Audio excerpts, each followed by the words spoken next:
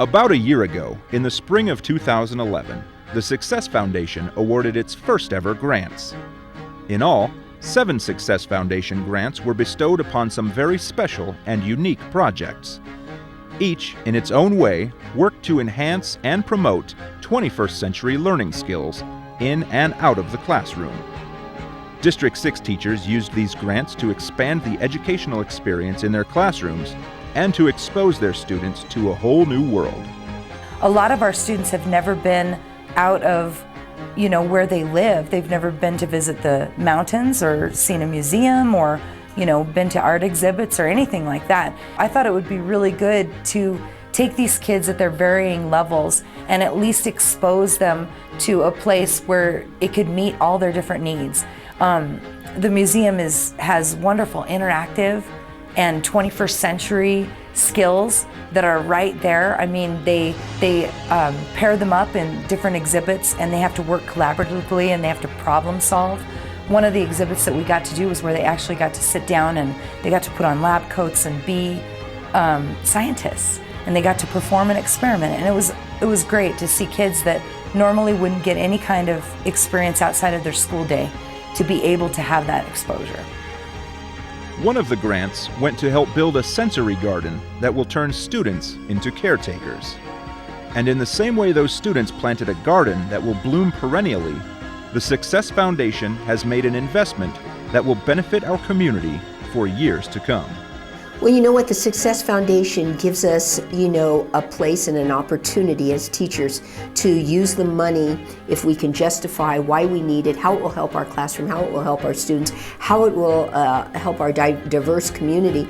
And really, it takes it a step further and says, here's some funds to take what you need and help students to grow and learn and be positive in their school environment and maybe be positive later on when they know that the grant money has come from organizations throughout our community. And we really, it's a way of the community giving us funding to help us with things that the district may not have the resources to use or have. And it's another way of providing students with opportunities, learning experiences, and just plain experiences. So if we can get kids to have experiences in a multitude of ways, they can learn to adjust and adapt and look for future ways of giving back to the community themselves.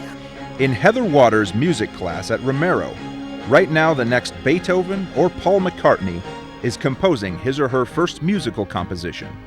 Their dreams are big because our community cared and made them a reality. Oh, it's extremely important because I honestly don't know where I would have come up with funding for this sort of equipment as this kind of a unique project that it is.